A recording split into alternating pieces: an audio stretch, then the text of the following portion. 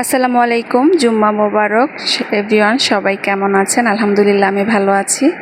আমি আগের ভিডিওতে আমার পুরো কিচেনটা, উপরের কিচেনটা দেখিয়েছি, তো নিচের কিচেনটাও এখন আপনাদেরকে দেখাবো। কারণ হচ্ছে আমি বলেছিলাম যে আমার দুইটা কিচেনই আপনাদের সঙ্গে শেয়ার করব, যারা যারা ইনবক্স করেছিলেন। তো এই জন্য আমি শেয়ার করছি দুইটা কিচেন। আমার হেল্পিং হ্যান্ডরা ওরা গুছাচ্ছে, পরিষ্কার করতেছে মাত্রই আর কি। এই জন্য আপনাদের সাথে একটু শেয়ার করার সময় ওদের ভিডিওটা চলে আসছে। হেল্পিং হ্যান্ডদের রুমও আমার কিচেন রুমের ভিতরেই, ওদের রুমটা ওই পাশেই, যে সাদা দরজা লক ওইটাই। আমি এখন রান্নায় চলে যাই। আজকে শুক্রবার সেহেতু বাচ্চাদের তো এক্সট্রা মানে প্রতি শুক্রবারে শনিবারে ওদের পোলাও, মাংস, খিচুড়ি এটার মানে আবদার থাকে। এজন্য শুক্র শনি আমার 2 দিনই বাসায় পোলাও, মাংস এবং খিচুড়ি, ভুনা খিচুড়ি রান্না করতে হয়।